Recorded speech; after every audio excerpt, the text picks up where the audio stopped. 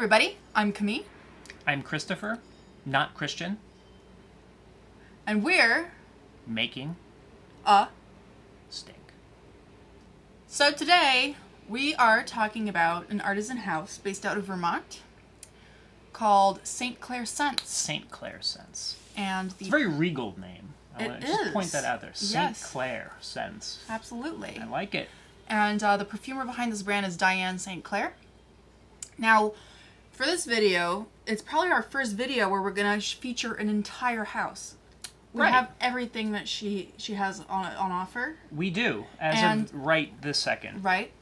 And because we are interested in transparency moving forward as brands start to send us stuff, Diane sent us all of these samples. Yeah. But there was no, like, in exchange for anything. It was just like, if you guys like it, you can talk about it. So it was actually, I'll say, the most perfect thing. Because so Diane's work has been on our radar for a while. A long time, yeah. And we recently, I was just poking on, I wanted to buy a sample set.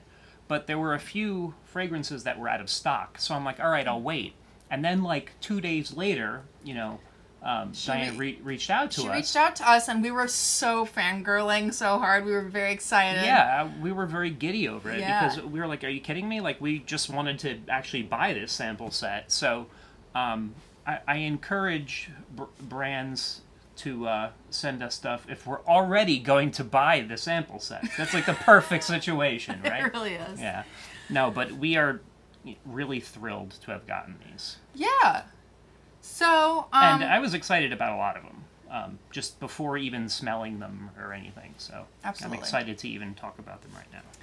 So first, let's jump into the wine, and as we do that, we can give a little background on Diane. Right. So I think we chose this wine, one, because I think some other folks were interested in it when we mentioned it in another video. It's fantastic, yeah. Also, I'm very curious about it because when we had it, I don't know whether it was tainted or not. Because it was just so funky. It was so funky and barnyardy. Yeah. That maybe it was too good to be true. I don't know. And but also, segue. It's barnyardy, and Miss Diane St. Clair is a dairy farmer. Yes, she is. So that's a very, overworked link there, but we're going to make it work, you know? We try. Yeah. We try. Okay, so as I mentioned in another video, this is a Bobel from Spain. Bobel is the most planted grape in Spain. It gets overshadowed by Tempranillo and Rioja, and also some Monastrell. But Bobel's great. It goes everything from light, it could be barnyardy, I guess, but I think one of the reasons why this was kind of barnyardy and a little bit funky is because it's an organic wine. Sometimes these, like, organic processes can bring that out a little bit. It could just be the terroir of this particular wine. I don't know. This is from Manchuela, and it's called Mil Historias. Yeah, so like 1,000 histories. 1,000 histories. Right, and all organic. Cool. Really comes down to... I also really like the label. Before we even tasted it, I snapped a picture of it because it's kind of cool. Yeah, it's great. So we had the one we liked. I went back and bought a whole bunch more because that's what we do. When we find something we like, we want to keep having it. So. And I said in a previous video that this was my top 5, and definitely my top 5 wines this year. So top 5 wines, and we've had some pretty good ones. So far. Yeah. This wine is $14. I mean, so $14. is the Paul Brice, and that's also a top 5. Yeah, the Brice is $14. also very good. So there's good stuff out there.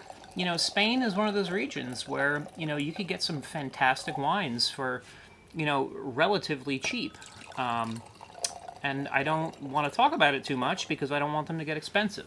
I mean, I do for people in Spain making the wine. Yeah. But, I'm selfish.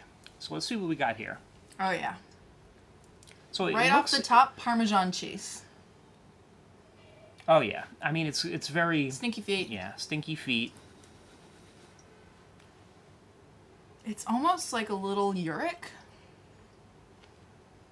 So it's been open for, I want to say, about half an hour. So it's breathed a little bit, in terms of just kind of being open in the bottle. Like armpits?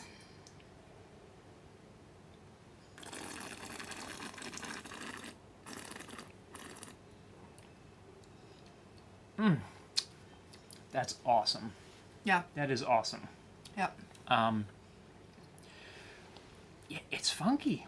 It's barnyardy. It's a little cheesy. But it's also... So, the other, like, bulbils that I've had have been a little bit lighter than this, just in terms of body, and also just in terms of the fruit. Like, this is a lot of darker fruit. I think I've had some that are a little bit lighter, and, you know, more like strawberry, less, you know, dark, you know, blackcurrant and stuff like that. So, it really, it could range, this grape. And I can't believe it's not really talked about too much. You always just see the Riojas everywhere. But, you know, this is great, and it's a 2017, so, you know, a little touch of age. Do you like it as much as you did?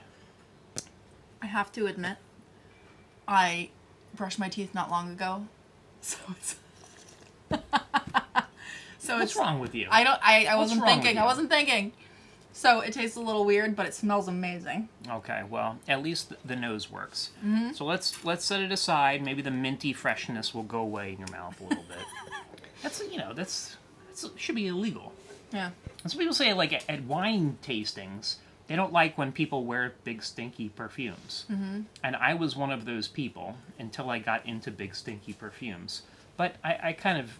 There's a whole line based on... It depends. It depends. There's a whole perfume line, Kelly and something, based on wines. Really? I've smelled them and they're... Honestly, I wasn't crazy about that. I don't think but wine it's a cool translates concept. very well. It's a cool concept. Yeah, so let's really get into this, because we have a lot to discuss here. We do. So we're going to go kind of in order. I think some of these were released at the same time. Yeah, like in chronological order. Yeah. So I guess first cut we should start with? Yeah. So... first cut, 2018. These we sprayed on like 20 or 30 minutes ago, so we could sort of get the heart. Yeah, and, you know, just, you know, before everyone starts crying, you gotta try them on skin. They've been tried on skin several times. Here's the thing. For many weeks. We've had these for weeks now. Yeah. And we've been putting off making this video because we're like, we cannot wrap our head around these fragrances. There's just so much going on. There's so many of them. And it was just, like, kind of intimidating to do them justice on camera, because there's just so much going on and so much to unpack. Yeah, we were considering not even doing this kind of, like, review now. Yeah. Like, waiting months from now, because they're just, you know, a lot of these, every time you put them on, you're kind of getting something else. And so that's sort of like a little caveat. These are amazing. We have to spend more time with them even still. Yeah. But we've tried everything on skin several times. We took notes. We did our best, but it's just like... sort of a gargantuan task to unpack this, because it's just that complex, right? So, yeah. But, you know, basically, spoiler, we love them all. Yeah, pretty much. They're all good. They're all very, very good. And I think starting with first cut is pretty interesting, because, you know, when you look at notes online, or, you know, when you hear somebody talk about something and they're discussing notes, certain fragrances will stand out more than others because you like certain notes. But this was one of them for me that it wasn't necessarily the first one I wanted to try, but then when I sprayed it, it like immediately shot up my list. Like, I was just like, wow. I was like, this is not what I expected based on those notes. Sure, it smells like them, but just the way they're interacting in this composition, I think, is fantastic. And when I saw the name, First Cut, and, you know, kind of like the copy, there was like a bale of hay and stuff. I'm like, all right, so this is just going to be like one of those, you know, cis-3 hexanol and slightly... No, that's not hay. No, I'm just saying this is where my mind went. Yeah. I just thought it was going to be a grass fragrance, which I think are good, but they're kind of gimmicky. It depends. You know. You know. Yeah. But this, I actually think this is like the ultimate fougere. I would consider this like the ultimate fougere, because you have that lavender in there, you have some vanilla in there, but you also have this immortelle. Yeah, I think that's astute. I wouldn't have gone there myself, but it is loosely a fougere structure. Yeah. There's like an oak mossy thing. and just this bouquet of florals that, again, when I don't know what they are, I kind of love that. I just like kind of get wrapped up into it.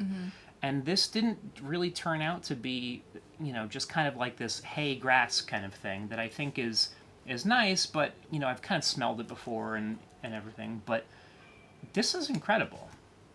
Yeah. Yeah, so, I mean, up top, basically, my general impression of the house at large is these are really joyful fragrances.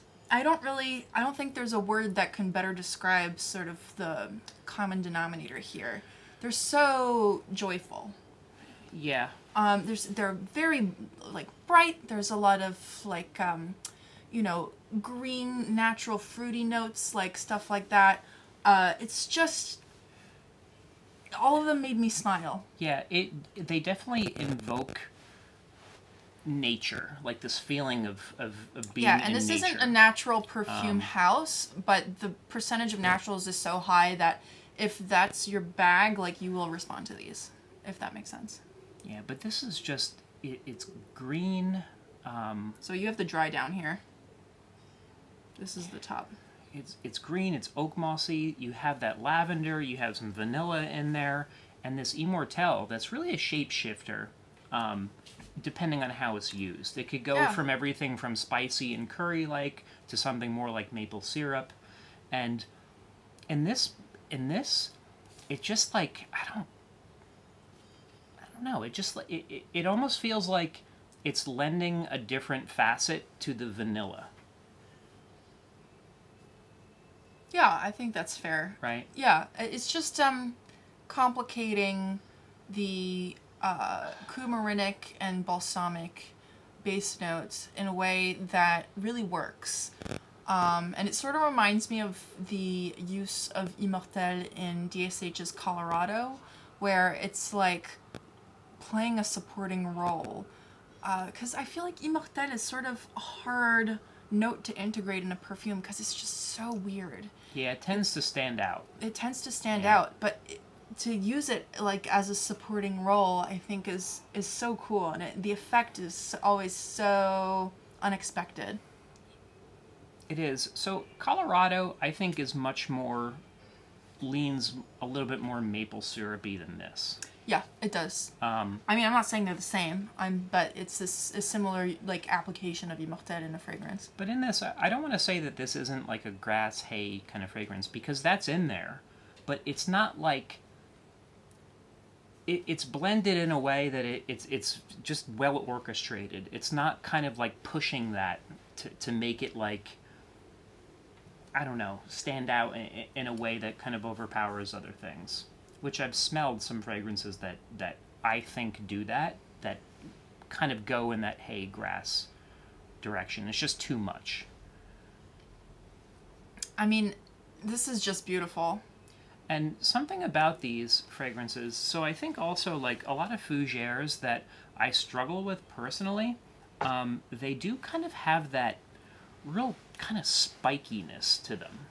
And I don't know if it's synthetic. I mean, there tend to be a lot of aromatic materials in fougères. Yeah, but these are very soft. I feel like there's nothing sharp about kind of any of these, and especially this. They're very softness, but they are sparkly. I would say that they're sparkly, but they're not aggressive in the texture. I think what I'm trying to say is they have they smell like they're old. They smell vintagey. Which is why Diane St. Clair reached out to us, because she was like, it seems like that's kind of your bag. Right. Yeah. I think you might enjoy my fragrances. And we're like, oh, we bet we will. Oh, yeah. No, because a lot of vintage fragrances, I think it's probably because a lot of top notes aren't there anymore or whatever, but they just have this, rounder feeling in your note. Not even the way they smell. It's just the kind of sensation that they give you. And these definitely have that, that they've been... I don't know, aging. That immediate top note too is so yummy, juicy, and uplifting. I don't know, is that a tomato leaf maybe? Yes, it definitely smells like tomato, like a tomato leaf. Yeah. Which is another one that I'm not usually... Oh, for me that's the most delicious smell in the world. Yeah, and so it's used as kind of a top note. right? Yeah, it doesn't last long. Yeah, I mean, this is just so And a basil. comforting. Basil, and right? I mean, now that what is That. Yeah, I could find basil in there, I think. But yeah, it's so comforting, and with spring around the corner, like this is exactly the kind of thing I would want to wear. Yeah, I am not usually excited by kind of fresher fragrances like this, but this is pretty darn great as far as that goes. And because she uses more so than 99% of even artisan perfumers, really, really gorgeous ingredients. We're going to go ahead and read them off, so you know what's going into this. So top is bergamot, yuzu, rosemary, basil, tomato leaf. There we go. There we go. Yeah. Middle notes: lavender absolute, rose de mai, rose geranium, immortelle absolute. And then base: hay absolute, tobacco absolute, oak moss, vanilla absolute. Like, come on. Yeah, I mean, what's... So when I saw this, I was just like, okay. Like when I saw the notes... Oh, it's so yummy. It just kind of didn't really register, but then I smelled it, and I was like, whoa, boy, this is good. So that's something else. For me to be excited about a kind of a springtime fragrance is really something, I think. And this, I will say it again, this is kind of the ultimate fougere, in my opinion. Gardner. Okay, and then following that, we have Gardner's Glove. And this fragrance was a finalist in the Art and Olfaction Awards a few years back. And this, again, is such a joyful fragrance. So Gardner's Glove, it's like a leather, but one of those like soft buttery leathers, like buckskin gloves a little bit. And I was telling you that I think this is the perfect name for this fragrance too. Yeah. Like, it definitely invokes kind of a leather glove in soil and like pulling roots. Yeah. Like green roots. And then you just have this like really juicy tropical fruity thing going on in the top, which I can't really place. It's one of those like fruit salad situations, I think.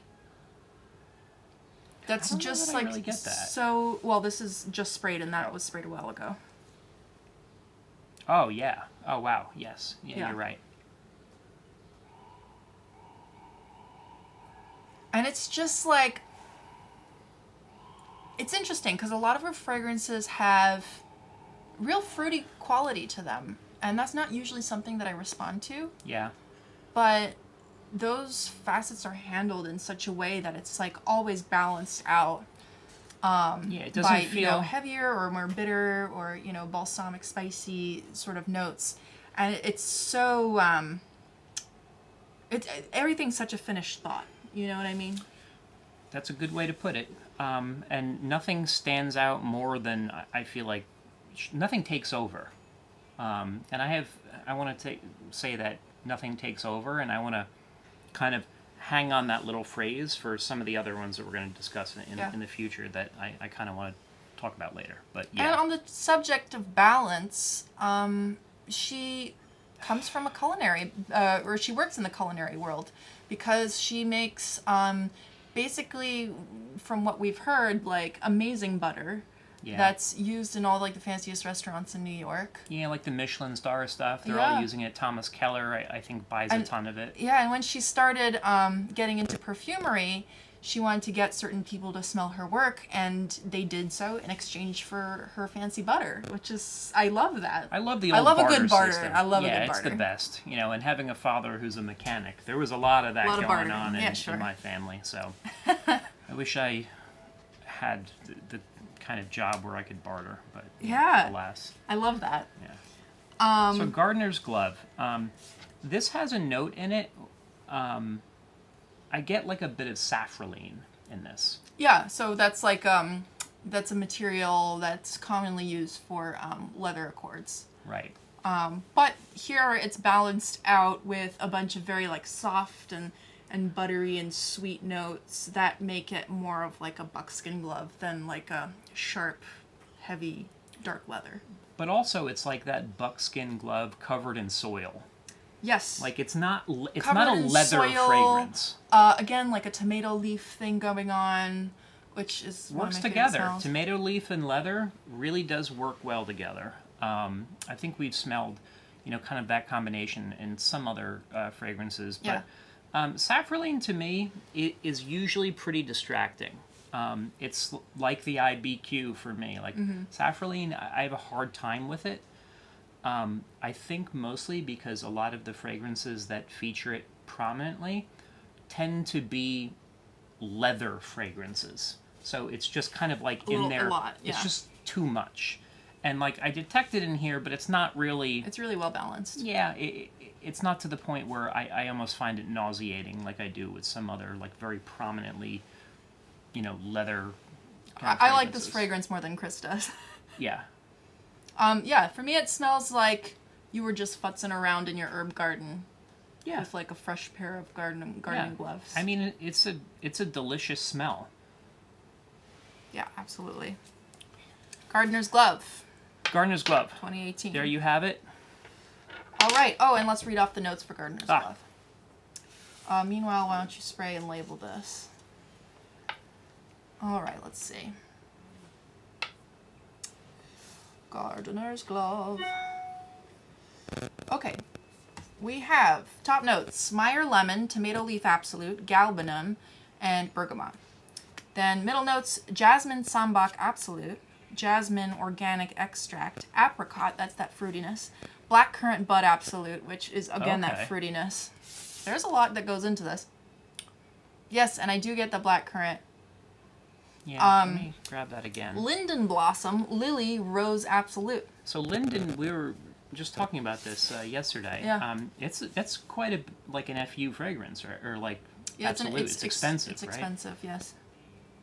But again, she uses really, it's really nice. expensive ingredients in her fragrances, and price wise, I think it's very, very reasonable. Yeah. So she also prices her fragrances so nice. based on it seems like how much they cost. So they're not all the same price. Yeah. It's not to say one is, the more expensive one is better, but certain ingredients are just more expensive. This is interesting. Base notes: leather, saffron, patchouli, ambers, vetiver, benzoin resin, castoreum, fir needle. So I wonder if she didn't supplement saffron absolute, which safralene does smell very saffron. Yeah, it does. It does. It's great. That's a great fragrance. I think it's a tie between First Cut and Gardener's Glove for me. For me, it's First Cut. Yeah. Yeah. Beautiful. All right, so next we have Frost. Frost. Ooh, okay, I have the dry down here. I'm getting a leathery, incense, like a burnt incense.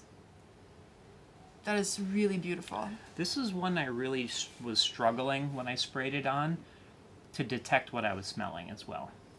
I just had a hard time. There's so much to it, and then you'll have all these different facets that sort of dance together, and they'll sort of shapeshift. They'll sort of, this will come forward, that will come forward, and they'll there's such a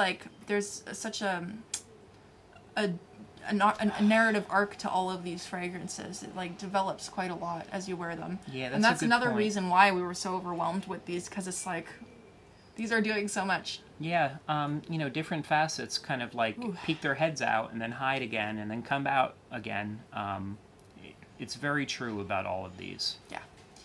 So when I first wore this incense. sample, yeah, I'm getting incense. Yeah, like my Japanese incense. Yeah. I thought this was a fragrance that was about frost, like literal frost, but apparently it's based on the poet Frost. So, but the top note, I will say, is very, very cooling. So I was like, oh yeah, Frost. Yeah, I had that same feeling just based on the name. I was like, oh, this does have a very cooling, almost like you're smelling it in a freezer. Yeah. And I was like, do I feel that way just because I read the name? But yeah, this probably has the kind of brightest sensation, I would say, in the opening. So you get that very cool sort of mentholated top, and right underneath you just have all these again a big abstract floral concoction. Yeah, and some honeyed, very honeyed floral. Yeah, some really. We'll smell this one.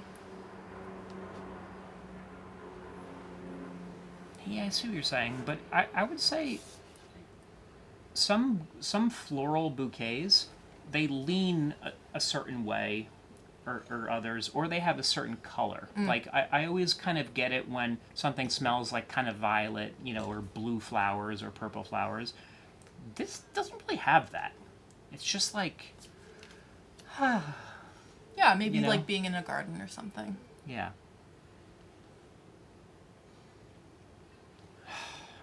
It's nice. The florals it's nice. are... Well, I'll just read it off. Top notes: bergamot, mandarin yellow, and green. So there's yellow mandarin, there's green mandarin, there's red mandarin, and they all smell very different. So there you go. Coriander, petitgrain sur fleur, which is like a specialized petitgrain. Meyer lemon. Then middle notes: honeysuckle accord, which is that sort of honeyed thing. Rose geranium. Elderflower absolute, which I love, like elderflower. That's a beautiful smell. Yeah. And I do get it. Saint Germain. Because it has that sort of like, for me, things like linden blossom, elderflower, honeysuckle, they smell very like sort of old world for me for whatever reason. Interesting. And it's sort of taking me there. It's a little bit, you know, nostalgic sepia, black and white sort of feel. Petitgrain absolute. And so then petitgrain absolute and the petitgrain, there was another petitgrain. sur fleur. Yeah, so what does that mean? On flower? So, all right. The bitter orange tree. Education time. The bitter orange tree can give us 4 different kinds of materials. Okay. So there is orange blossom absolute, which is the flowers that get solvent extracted.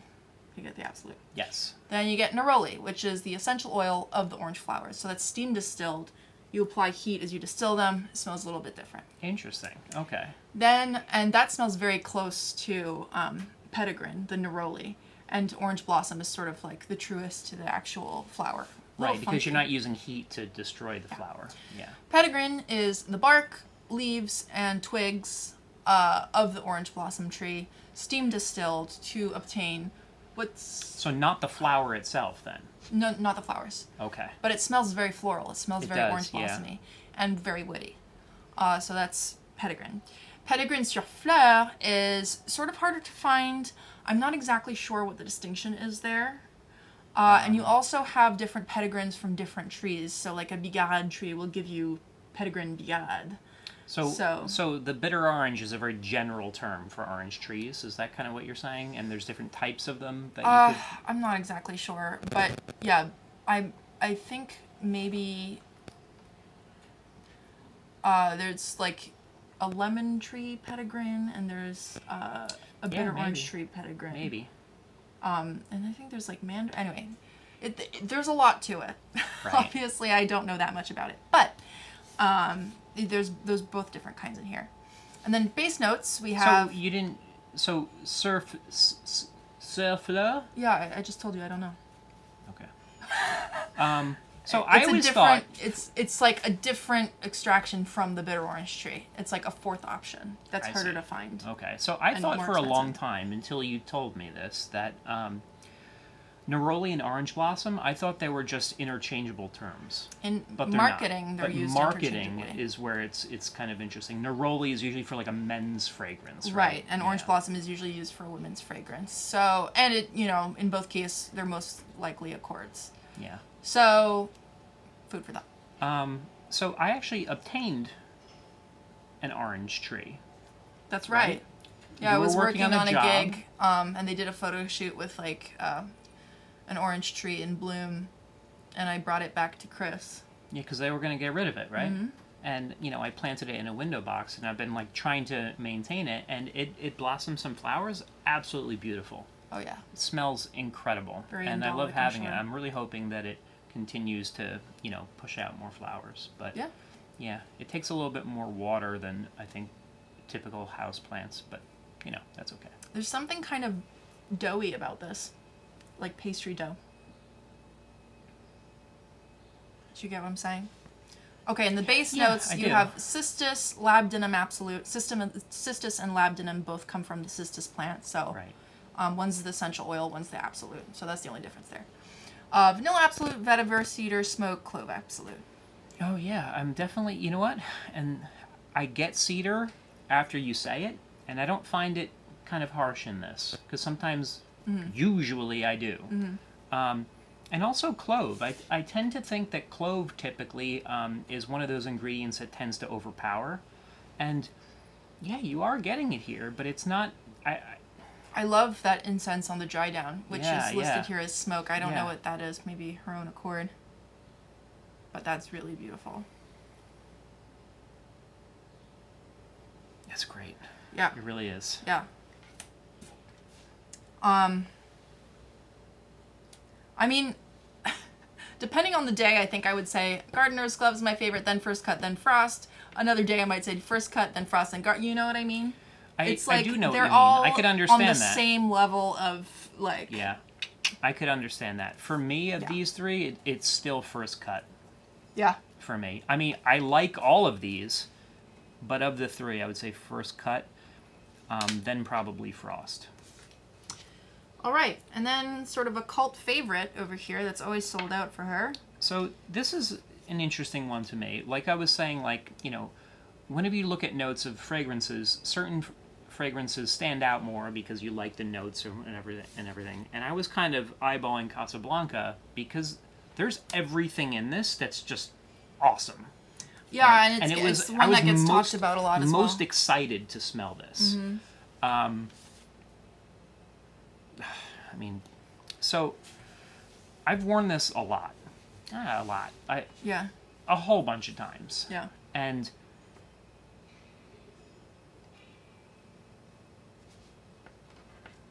I find it the tightest of all these, and it's also the most concentrated. Yeah. Yeah, it wears like an X-ray. It wears like an X-ray. And because of that, it sort of... It unrolls in slow motion. Very slowly. Which is interesting because it has these citrus notes that just like stay there forever, like an amazingly long time for a natural material, for a volatile material. The mandarin in this, which I love that kind of mandarin orange note. It stays with this for the entirety of, you know, the time you're actually smelling it, which is great. Yeah, I have here, you know, 30 minutes ago this was sprayed. You know, and I just get some on my hand. I just get that like mandarin, a real leathery quality, and sort of like a very soft balsamic vanilla base. Very warm.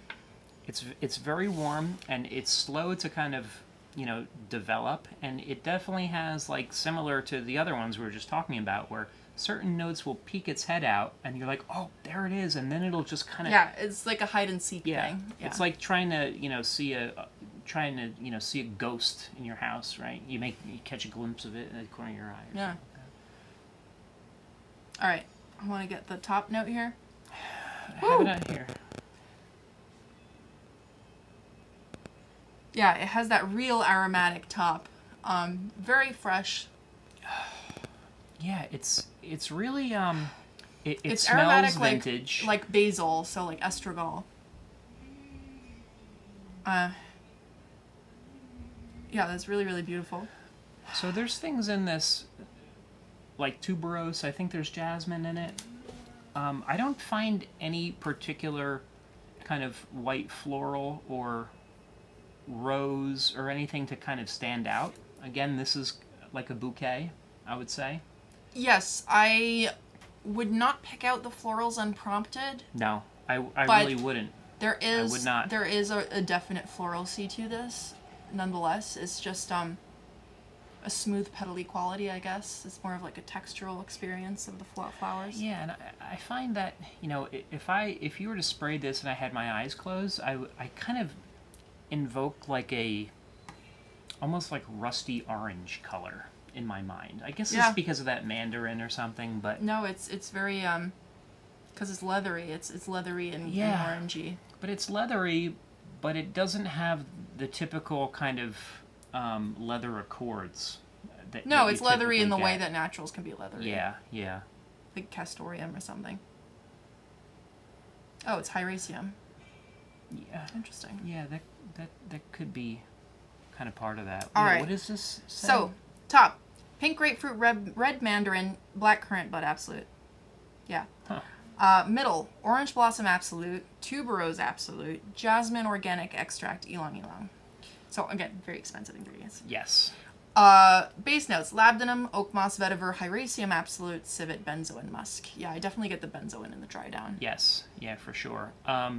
So also, I find it kind of different every time I spray it. And I don't know whether that's like a maceration thing that's happening. Yeah, you know, but it's kind of unique every spray. Yeah. And I'll have to revisit my Orange Blossom Absolute and my Tuberose Absolute sort of in tandem with this, just to like pick it out, you know. Yeah, yeah. But again, it's fun like, to do that with the tuberose, because the tuberose it's a strange material. Yeah, I mean, I'm pretty familiar with tuberose, Absolute. and I think I can pick it out, but I don't think I would have unprompted. That's the thing. Yeah. Which again speaks to how balanced these are, because that is a weird material, as we've mentioned before. Yep. And it can do strange things in a fragrance. Yeah, but I would say, you know, of a lot of these materials that could stand out quite a bit, nothing really stands out in terms of one material. But I also feel like this sits the closest out of all of these. Yeah, it's a different experience. I wasn't expecting that, based on the materials and also based on just the high concentration. So that's another thing that Diane does, which I appreciate, is she tells you what the concentration 50%. is. So this is 50%. That's incredibly high. I mean, most artisan fragrances, and even in whoever, an extrait is like 25 to 30%. Yeah. So this is 50%. Very strong. It's very strong. So you don't need much to smell it, but it's still just kind of like it's like trying to run in water, I feel like, in terms of the way it unfolds. It's just like this, like... Yeah, it's slow motion. It's very peculiar. Waiting to just explode, but it never kind of does. It just like develops in like this kind of slow motion. Which can be sort of a frustrating experience if you're not prepared for that, because it's just a different... Well, you need to go into this fragrance to wear it. Yeah. For the long haul. Yeah. You know, this is not something you spray on, you smell it a little bit, and then scrub it off. Yeah. This is something you spray on, and this is going to be on you for a long time, and it's going to, you know, at the end of 12 hours, it's going to be different than it was when you first sprayed it. And I was like, I kind of did my normal routine is, you know, when I want to try something new, spray it on, then get on my erg, start rowing, and get hot. Mm-hmm. Even then, like, it definitely lifts it a bit more when you're hot, when you're warm, but still the progression, I feel like, of how it develops is still just kind of like, you know, it's teasing you a little bit for a long time. Yeah. And I don't mean that in kind of a bad way. I just mean it as, like, it's just a, you know, it's like putting on Inland Empire by David Lynch. Like, you have to know what you're getting yourself into. You got to know what you're getting yourself into. Gorgeous. It's very beautiful. I love it. I think it's great. It's kind of fascinating how long that citrus note stays there. It's unlike anything I've ever smelled before. I do not know how it's done. There's not a lot of fragrances that can do that. But even now... and, you know, for something that's 50% concentration, with the kind of materials that she puts in there, you can get a 30 ml bottle for $210. I don't know how she even does that, how she makes money on it. I mean, that's like, obviously, you know, it's all relative, right? But I think for what you're getting, that's a pretty good deal. It's like a pretty good deal. Yeah. Yeah.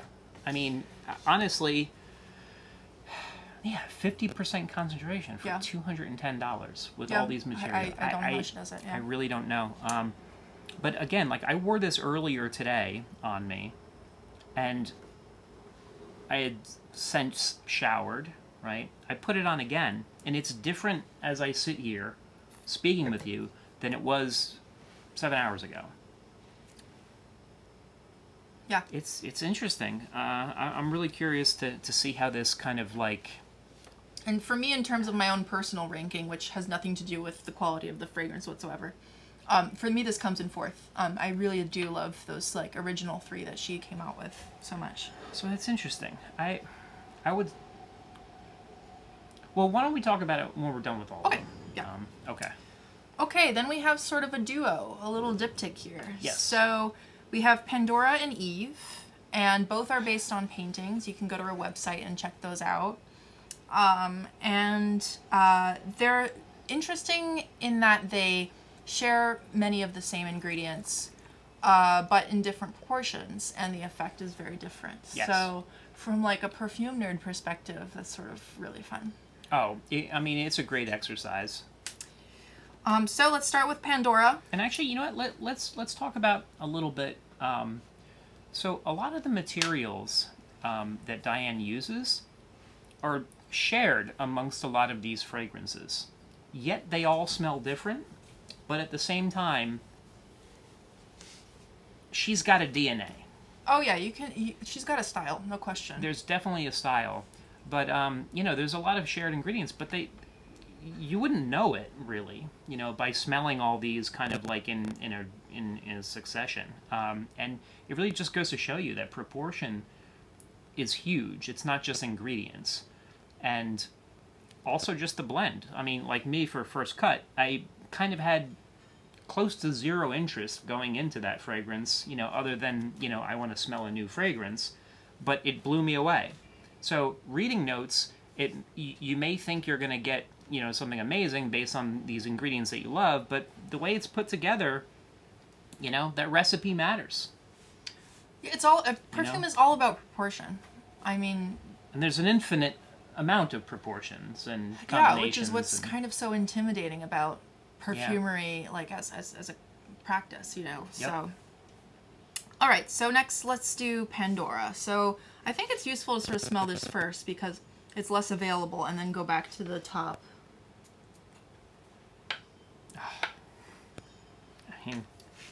I wrote notes on all of these, and I completely disregarded them. But what are you Less getting? notes, more feeling.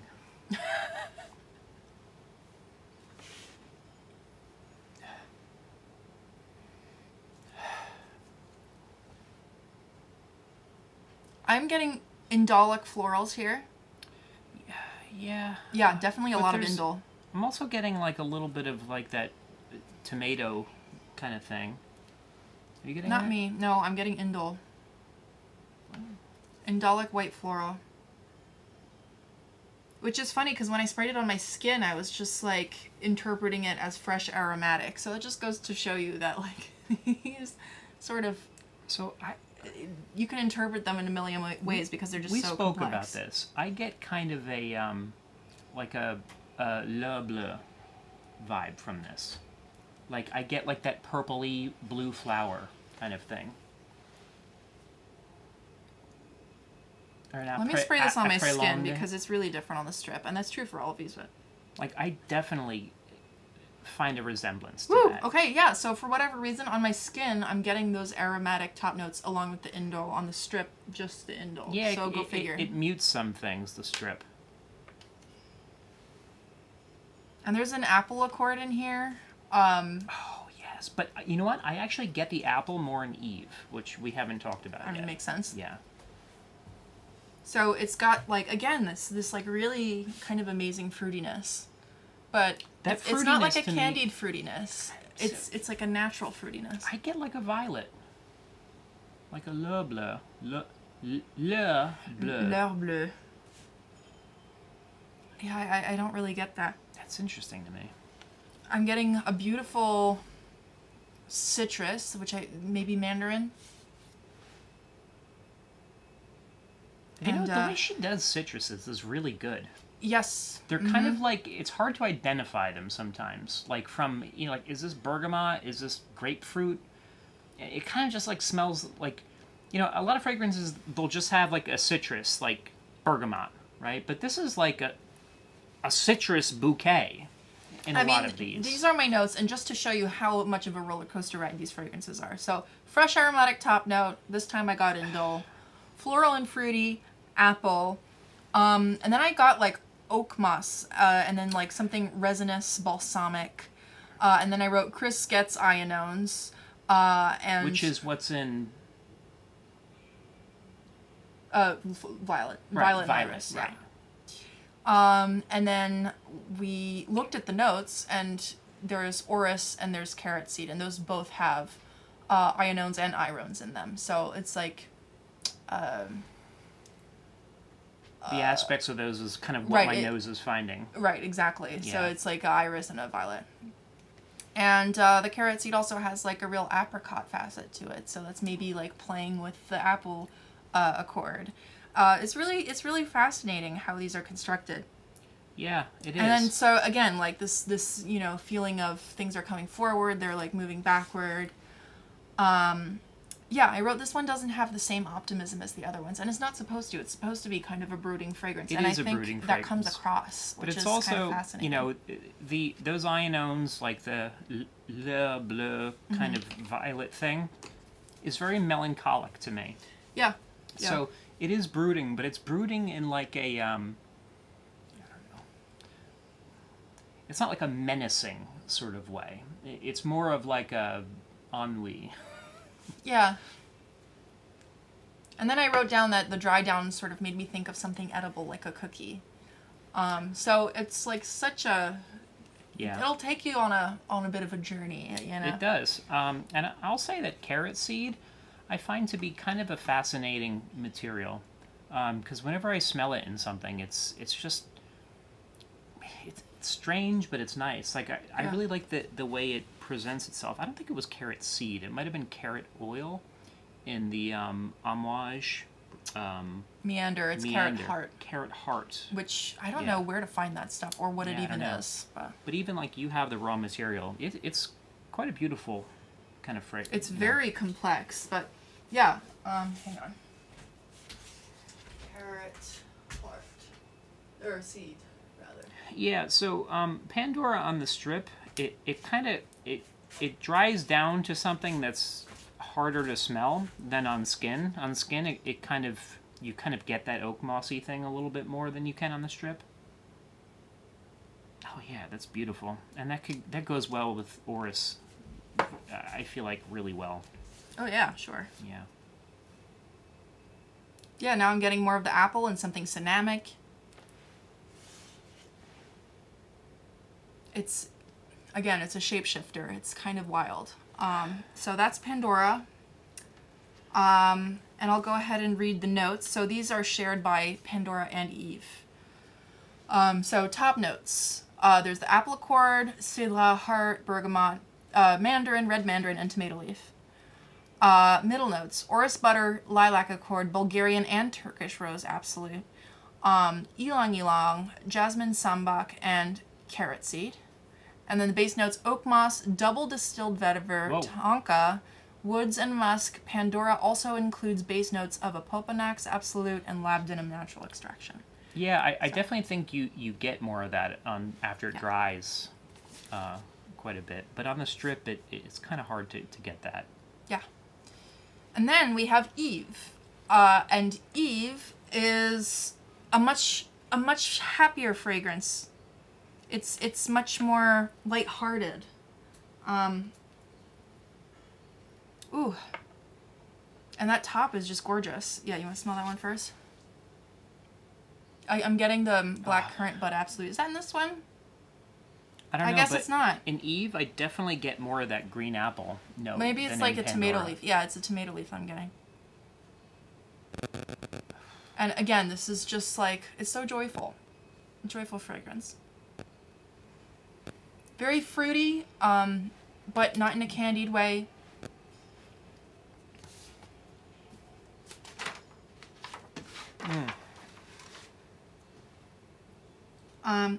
I wrote that I was getting something like chalky salicylates up top. Yep.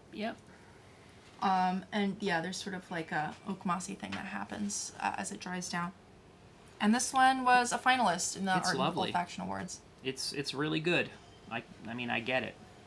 There's something so yummy about these. Yeah. And they have sort of an edible quality in the fruitiness and in the sort of doughiness. And I don't know if this is just me, like, thinking, oh, like, she makes really good butter, like, she must have a good sense of taste, and that factors in. But, like, surely there must be some kind of crossover with, like, how to make, things taste good and how to make things smell good. And how that balance occurs. Absolutely. I mean, it's a lot of the same kind of, receptors. Because this is making me salivate. Beautiful. I mean, Yeah. again, we're sort of lost for words because it's not very interesting to just say everything's beautiful, and they're so complex that it's sort of hard to unpack, especially it is, and in quick succession. In just a month or whatever it's been since we've had them, it's still kind of hard to wrap your head around. But anyway, next we have one that I really like. I mean, I really like all of them. This is Pharaoh's Passion. So this is one of those kind of annoying perfumers because everything's so darn good. Because you want everything, like, yeah. You know, it's like, oh. So let's see what my notes, because I just wore this earlier. Yeah, so I wore this a couple times. Again, it has like a nutty, seedy, doughy, sort of bready quality to it. It does, but for me, Chewy. Yeah, but there's a spiciness. There's some spices in there. I have a hard time identifying spices. We should do like a little, smell spices mini stink or something at some point. But I get some spices and I get some resin, kind of maybe like a myrrh. But what stands out for me in this is kind of like the geranium, the rose geranium in this. Which is kind of fascinating because it's very persistent. Chris got the geranium right away, and I never got the geranium. And geranium is one of those materials and notes that I tend to kind of avoid in perfumes. Yeah, you don't like them. I don't like them. I don't like geranium in like cosmetic products, like shampoos and stuff. It's very like candied and kind of gross. But this is find something off-putting about it. But this is beautiful. Yeah. Is it because it's a geranium absolute? I don't know. I have some geranium absolute. Maybe I can compare them, but... Yeah, I got the geranium, and I find that it lasts longer than the spices. Like, I thought this was going to be a much spicier kind of fragrance just based on the name of it, which kind of means nothing. Yeah. But to me, this is all about the geranium. That's funny, yeah. Yeah, all right, so I said myrrh. So I said myrrh, but I'm looking at this now. Benzoin. And this says benzoin and frankincense. And labdanum. So, and labdanum. So that's all those together I certainly get. So here's what I wrote before looking at anything. Opens fresh, green, aromatic, and floral. Very cool and damp, sort of like after a rainfall. Something very peaceful, calming, uplifting, joyful about it. Then sort of like a spicy tropical fruitiness that I couldn't place. Yeah. And then I thought, it reminds me of mango for whatever reason. And I wrote but not overly sweet. And then there's like a bitter, mossy, briny thing that comes forward. And there isn't oak moss in here, so I don't know what the hell that is, but that's what I perceived. And then, balsamic, vanillic, benzoin. And then it sort of goes into like a lovely woodiness. Yeah, so I guess that could be like a vetiver. Warm, comforting, very complex. Yeah. Yeah, you're right. It is very geranium forward. It's right? Funny that I didn't pick up on that. Yeah, that's kind of what stood out to me. Mm-hmm. And the rose. I definitely get the rose. Okay. So, top notes. Coriander, cardamom, bergamot. Yeah, coriander, cardamom. Like, I have a hard time really getting... I get them. Spices are hard. Yeah, I don't really know how to pick them Spices apart. Are hard. I don't have them kind of memorized. Middle notes. Turkish rose absolute, jasmine sambak, ylang ylang, geranium absolute. Yeah. And I guess, those like sort of salicylate things, or that was the other one. I don't know. I'm getting this. It's too many fragrances to do at once. That's the other one. I don't really get salicylates in this. Base notes: benzoin, labdanum resin, frankincense, vetiver, cedarwood, musks. It's beautiful. For whatever reason, this reminds me of France. Huh. Like, there's certain notes in fragrances that remind me of France.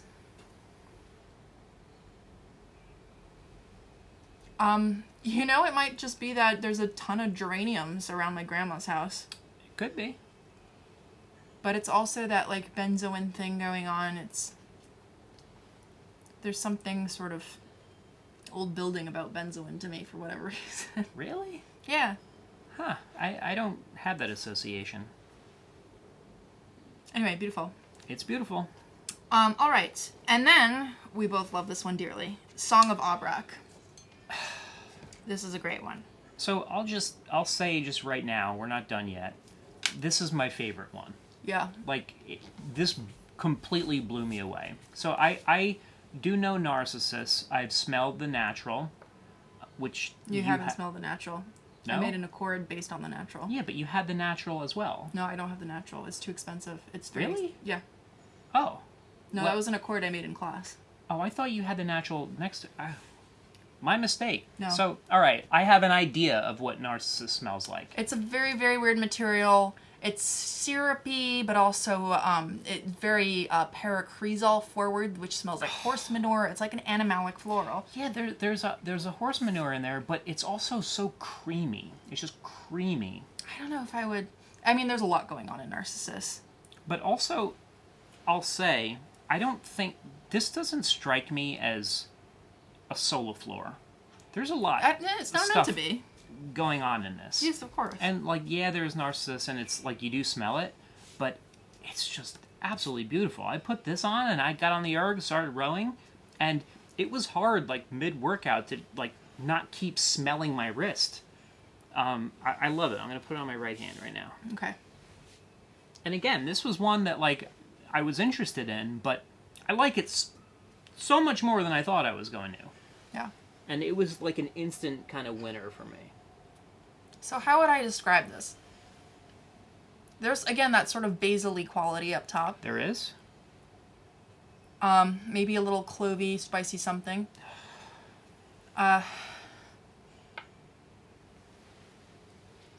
Fruitiness like strawberry, maybe? Yeah, but in the dry down, it starts to, like, turn a little bit dirty. Yeah, and the dirtiness is probably Narcissus, because it's chrysolic. It goes into that sort of, like, beeswaxy horse manure thing. Yeah, yeah.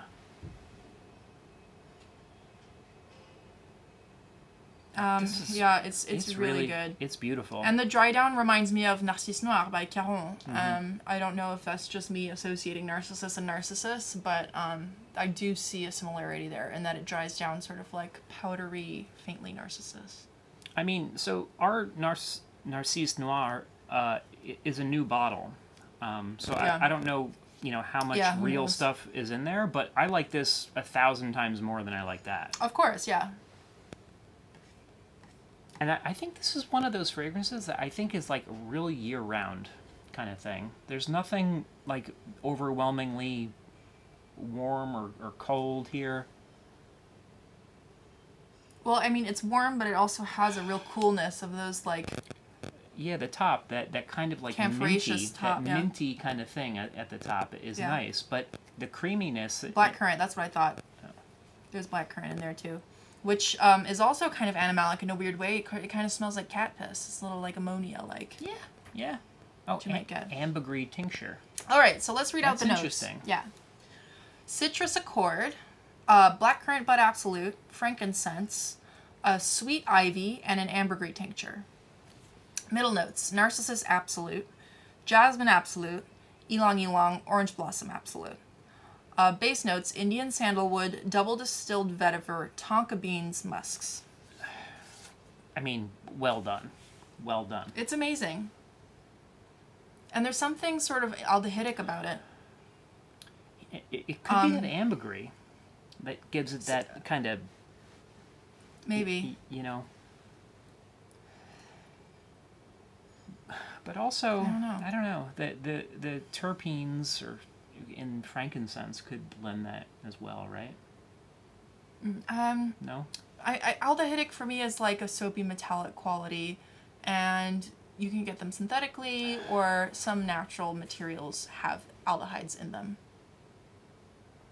But none of what I'm reading here seems like it would be naturally aldehydic. I don't know.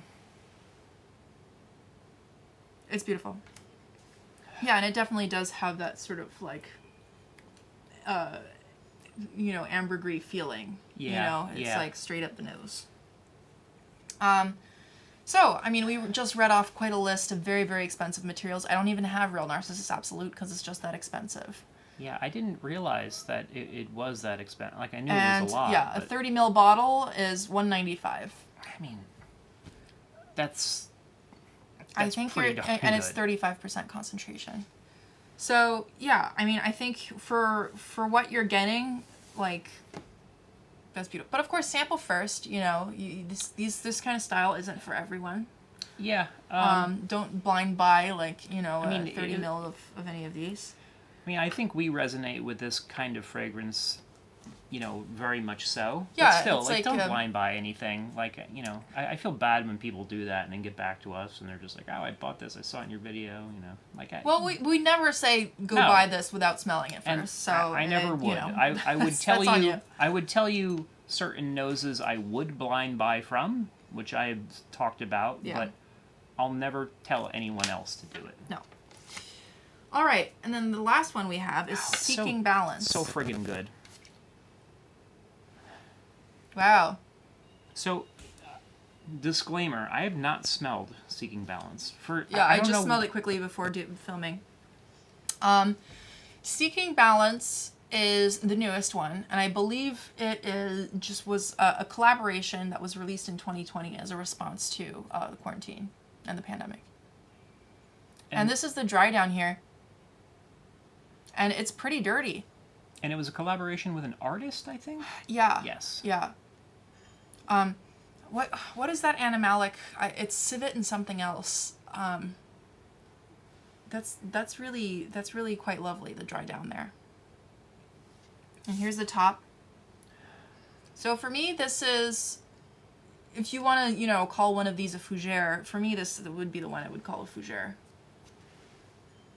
This is sort of like the most... So the sensation I get from the top of this is very much a fougere, like kind of what I was trying to describe that First Cut does not have. Right. That I appreciated not having. Yeah. Like that kind of spikiness. Right. Very aromatic, diffusive, you know, it's like wake you up type of thing. I don't know that I can't really smell anything in the dry down.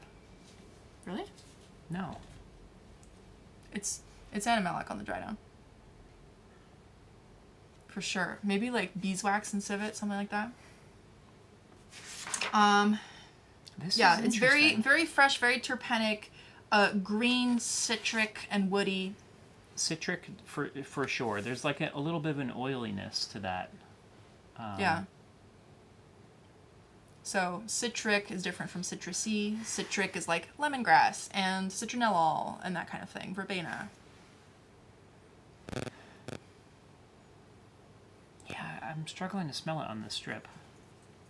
I'm gonna have to. This is the freshest one of the bunch. Definitely very uplifting, cooling.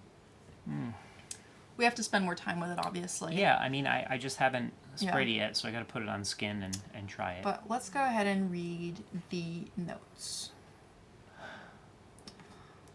Okay. So yeah, spring of 2020. A multi-sensory artist who's a good friend of Diane St, Clair, Erica St. Miller, asks, when things shift, how do you keep your balance? So that's sort of the question that this fragrance is sort of trying to answer. So red wine, that's the answer. Seek balance in aromas that calm us, ground us, and center us through breath, odors of earth, woods, resins, and roots under our feet, calming flowers and plants, citrus, fruits and citrus oils. So that's the sort of concept, right? Okay, interesting. So instead of top, middle, base, we have grounding notes, calming flowers, and light notes. So it's almost opposite. I guess that's kind of the way. Yeah, it's an upside-down pyramid. Grounding notes: labdanum, oak moss, vetiver roots, carrot seed, orris root. Huh. Interesting. So there's no... Why does it smell animalic?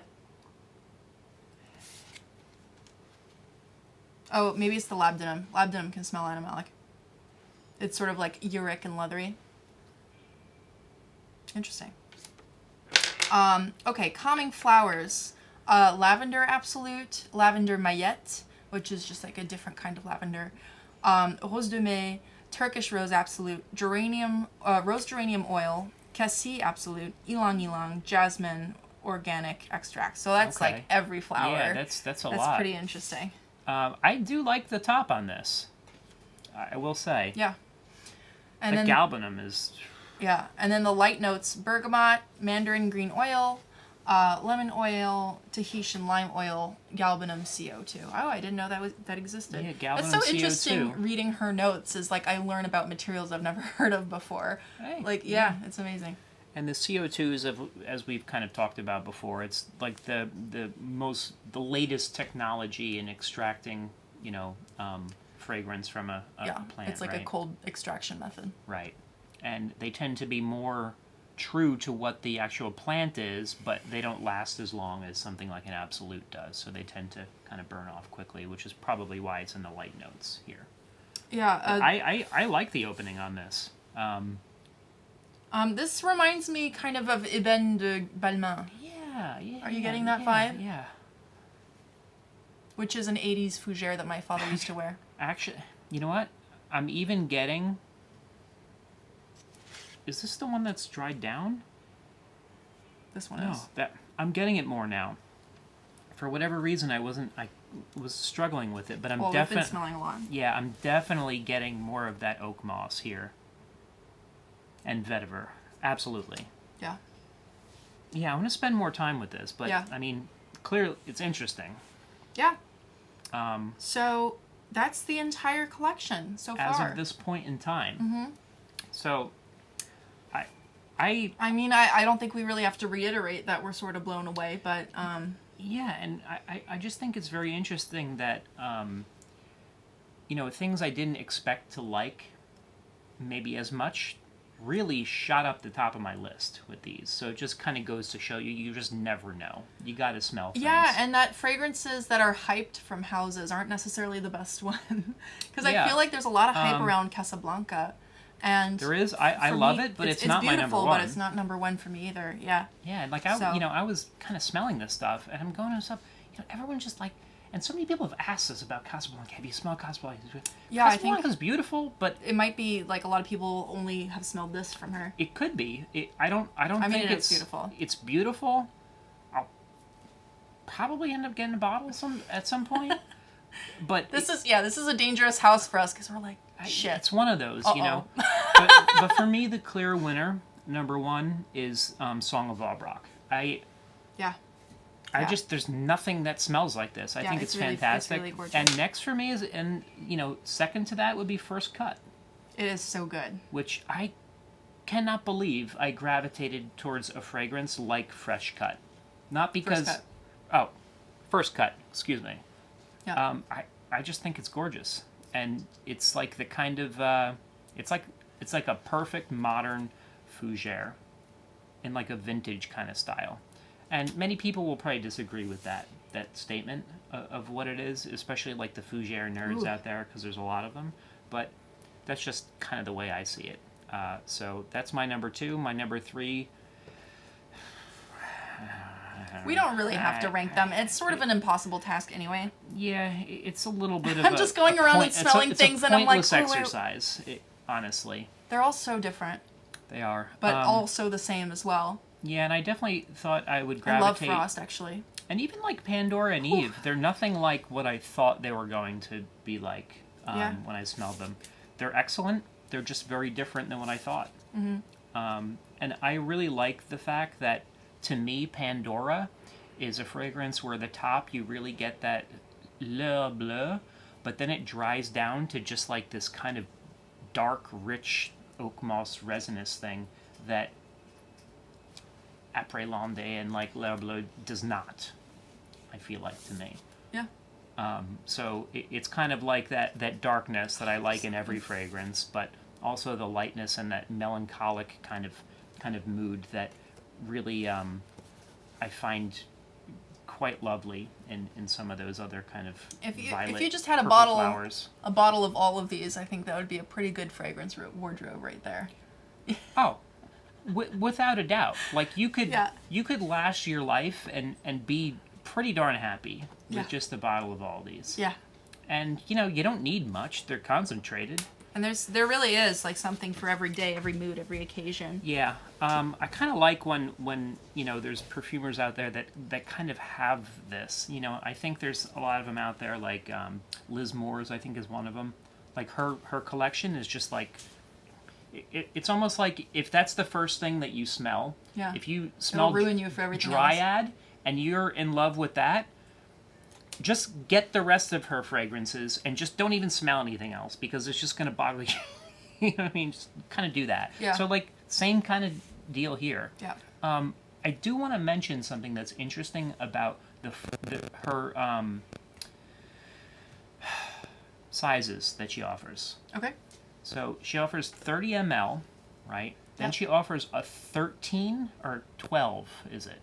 13. So a 30 ml, So that's a travel spray. a 13 travel spray, and then a 2 ml. And 2 mil, like sample bottle. I kind of That, like that comes in a sprayer, which we very much appreciate. Yeah. Yeah, I like the idea of a bigger travel spray. You know, Yeah. 13 ml, not 10. You get a little bit more, and also like, you know.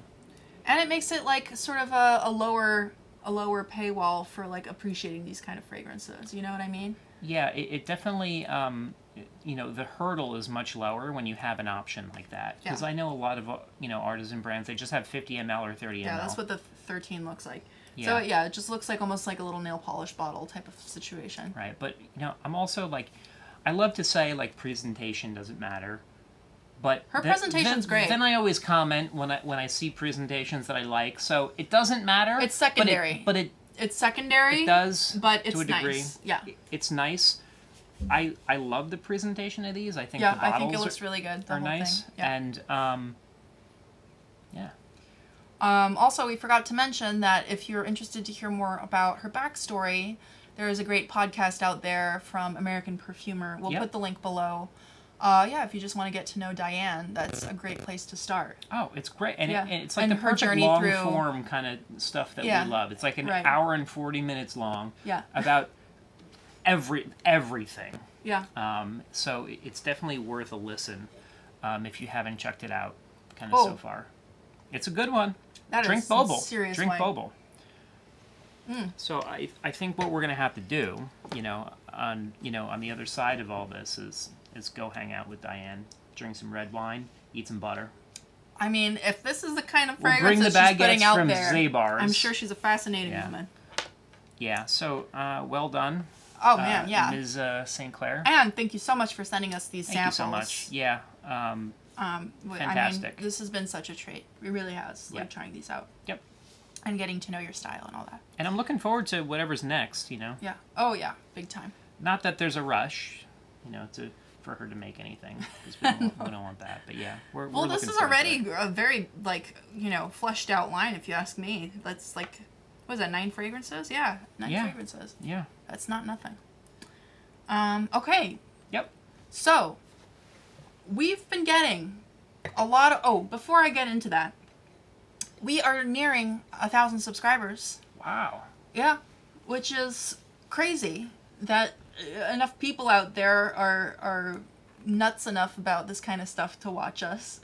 Yeah. So nuts enough about this stuff to watch us. I think our viewers are in 2 categories. Yeah. There's the 12 people, maybe 8 people that actually like what we're saying, and then everyone else just watches us because they hate us.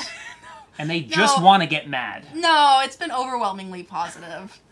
But yeah, so if you're not subscribed yet and you like our content, Yeah. we never say it, but go ahead and subscribe. We're not those people that's like, every video like and subscribe. But I don't think that does anything, honestly. But we have a lot of viewers that don't subscribe. And That's I think true, because a lot of yeah. people probably put it on a TV. right, and, exactly. You can't really subscribe on TV. But for the 1,000, when we hit that milestone, we're going to do a Q&A video. Are we? Yeah. Is this news to boy. you? Oh, boy. So, yeah. So we ask people questions about our videos, and then they have to answer, like a trivia? No. So whatever questions you may have about, us, about perfume, or whatever, Nobody cares. it's fun. Okay. I mean, assuming, some of the people who have been there with us for, hundreds, like a lot of hours. Yeah. Yeah. Yeah, probably are asking themselves, who the hell are these mooks? So that's your chance to find out. I mean, whatever is in their head about who we are, I assure you, is much more interesting than the answers. So, yeah, any questions you may have, you can drop them below if you've been watching up until now. Yeah. And fan jams. Fan jams. So this has been like a kind of a thing recently, It's right? really awesome. So we have a lot of very talented viewers. And a lot of people into fragrance are into music and into visual art. It's really interesting how many artists of all sort love fragrance There's a lot of and crossover. make fragrance. And it's not that surprising. No, it's not, because it's just a sensory experience, you know. Yeah, There's a lot of overlap there. But yeah, so a viewer, Noah Russel, sent us some jingles, so we started putting them at the end of our videos. Yeah, and then other people have been reaching out with their jingles, so now we have like a backstock of lovely jingles. Yeah. So if you want to participate in that, we're gonna stick it at the end of every video. It can also be a little message. You can just say hi. You know, if you have artwork you want to share with the community. You know what? That's a fantastic idea. Yeah. You know, just stick something at the end. Yeah. Here's some of our viewers. Yeah. You know, could be a video of you just saying hello. A little viewer appreciation thing. Right. Absolutely. I think that's great. And any kind of art that you have, I want to see it. Oh yeah, we want to see it. Yeah. I love that idea. Mm-hmm. Yeah. And also, like, don't feel... Sorry. I cut you. No, go right ahead. So if you do send us a jingle, we love getting them. We love it, but don't feel obligated that you have to, like, keep doing it and, like, you know, make record after record and LP and EPs. we love it. We will take them. We have one very prolific jingler. But I don't want it to make it like a established thing where it has to be done. You don't want him to feel obligated. No. I don't. There's no obligation. Noah, you do whatever you like. Yeah. I love it, but I don't want this to be a burden for anybody. No, it's just fun. It's just fun. So yeah, that's what's gonna happen with fan jams. So whatever you want to share with the community or with us or whatever, it doesn't have to be us themed. Just anything really. We'll consider it. Putting it on a video, absolutely. Yeah. And so please enjoy the musical stylings of Noah Russel, our most prolific jingle composer thus far. By far. And he wrote us a kind of awesome song.